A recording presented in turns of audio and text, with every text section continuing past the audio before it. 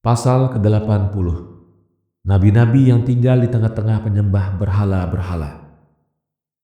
Katakanlah kepadaku, pernahkah Ayub itu menempati selain dari negeri Uz di tengah-tengah kaum penyembah berhala? Dan bagaimana Musa menulis perihal zaman Topan? Katakanlah kepadaku, ia berkata bahwa Nuh telah mendapat nikmat di hadirat Allah. Pernah bapak kita Ibrahim mempunyai seorang ayah yang tidak beriman karena ia membuat dan menyembah berhala-berhala, tuhan-tuhan palsu. Dan Lut, dia telah tinggal di antara sejahat-jahat umat manusia di muka bumi ini. Dan Nebukadnezar telah mengambil Daniel sebagai tawanan sejak bayi bersama Hananya, Azaria, dan Misail yang umur mereka tidak lebih dari 2 tahun ketika mereka tertawan dan dipelihara di tengah-tengah sekelompok hadam penyembah berhala. Demi Allah, sebagaimana api itu membakar benda-benda kering dan menjadikannya api tanpa membedakan antara pokok-pokok zaitun, cemara, dan kurma, begitu pula Tuhan kita menganugerahkan rahmat atas setiap orang yang berbuat kebaikan tanpa membedakan antara seorang Yahudi, Sukot, Yunani, atau orang Ismaili. Akan tetapi hatimu jangan berhenti di situ, wahai Yakub. Karena setelah Allah mengutus seorang nabi, maka menjadi kewajiban atasmu untuk meninggalkan pendapatmu dan mengikuti nabi itu. Tidak lantas engkau katakan, mengapa dia ini mengatakan demikian? Mengapa ia memerintah dan melarang? Tetapi katakan, begitulah Allah menghendaki dan beginilah Allah memerintah. Wahai muridku, apakah yang telah difirmankan Allah ketika Israel meremehkan Musa? Sesungguhnya mereka tidak meremehkan engkau, akan tetapi mereka meremehkan Daku. Sebenarnya aku katakan kepadamu, bahwa tidak wajib atas seorang untuk membuang masa hidupnya dalam belajar, bicara, atau membaca, tetapi dalam mempelajari bagaimana ia harus bekerja sebaik-baiknya. Wahai, katakanlah khadim Herodes yang manakah yang tidak berusaha mencari keriduan dengan berkhidmat kepadanya dengan segala kesungguhan. Celakalah bagi dunia yang berusaha untuk memuaskan badan yang tidak lain terbuat dari tanah dan kotoran, lalu tidak berusaha bahkan melupakan untuk berkhidmat kepada Allah yang telah menciptakan segala sesuatu yang maha mulia untuk selama-lamanya.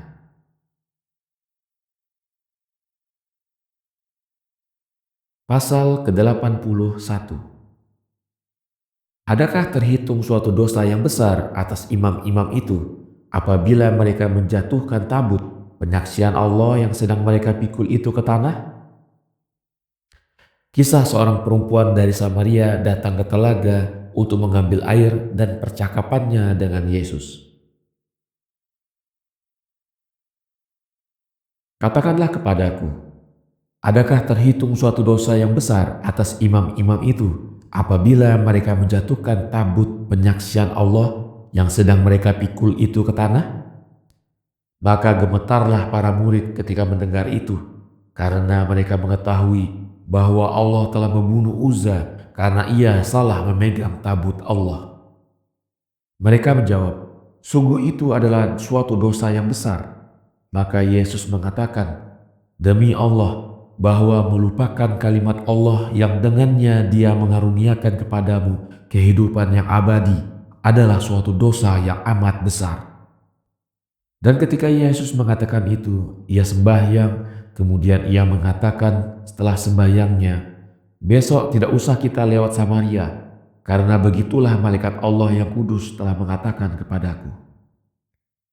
Dan pagi-pagi benar pada suatu hari, Yesus telah sampai ke suatu telaga yang telah dibuat oleh Yakub, lalu diberikannya kepada anaknya Yusuf. Ketika Yesus merasa lelah dari perjalanan itu, ia mengutus para muridnya ke negeri untuk membeli makanan. Maka duduklah ia di atas sebuah batu di tepi telaga. Maka tiba-tiba datanglah seorang perempuan dari Samaria ke telaga itu untuk mengambil air. Berkatalah Yesus kepada perempuan itu, Berilah aku minum. Maka dijawablah oleh perempuan itu, tidakkah engkau malu sebagai seorang Ibrani meminta air minum daripadaku, sedangkan aku ini seorang Samaria? Yesus menjawab, wahai perempuan, andai kata engkau mengetahui siapa yang meminta minum daripadamu, niscaya engkau akan meminta minum daripadanya. Perempuan itu menjawab, dan bagaimana engkau akan memberikan minum kepadaku, sedang engkau tidak mempunyai timba ataupun tali untuk menarik air, dan telaga ini amat curam? Yesus menjawab, wahai perempuan, barang siapa yang minum dari air telaga ini, ia akan merasa dahaga lagi. Adapun yang minum dari air yang kuberikan kepadanya, maka ia tidak akan dahaga selama-lamanya. Bahkan ia memberi minum kepada orang-orang dahaga, sehingga mereka minum kepada kehidupan abadi.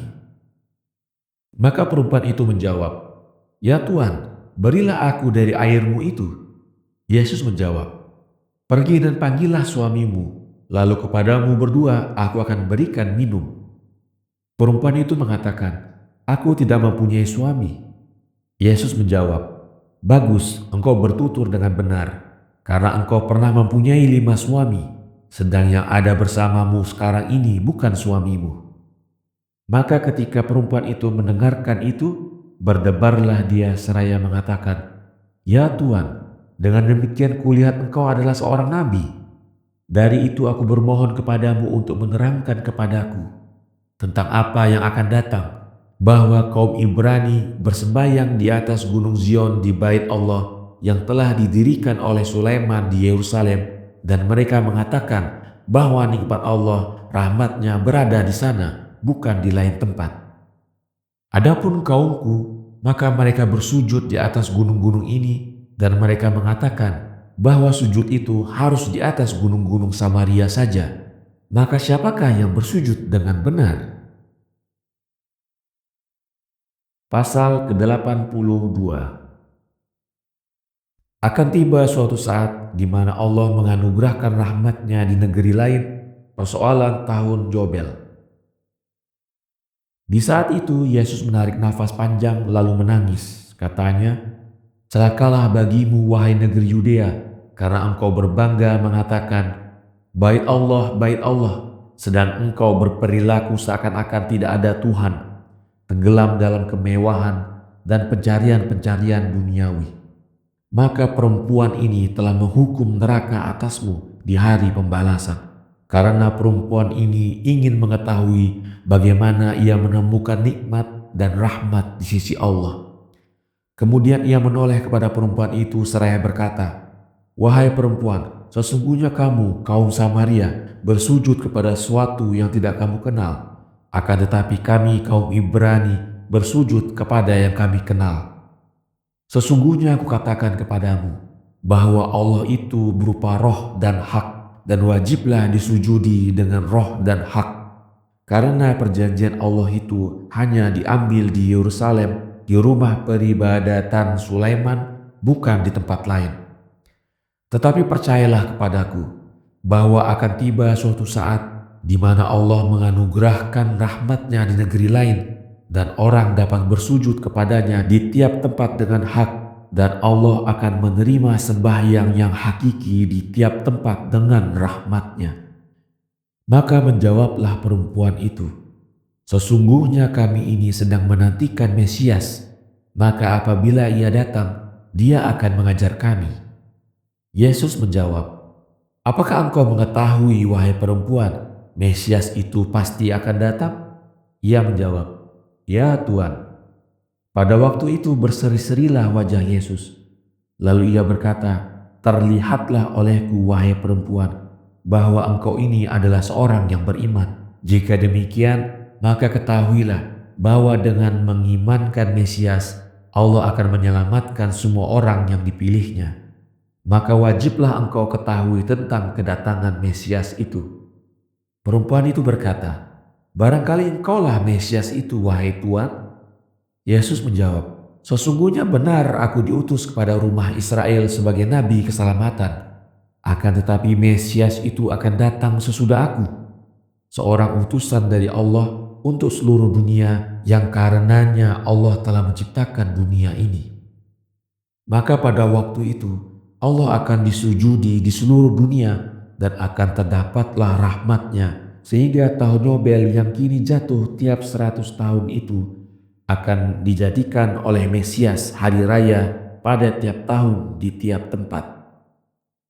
Pada waktu itu perempuan tadi meninggalkan tempatnya dan dengan cepatnya ia pergi ke negeri untuk memberitakan segala yang telah didengarnya dari Yesus.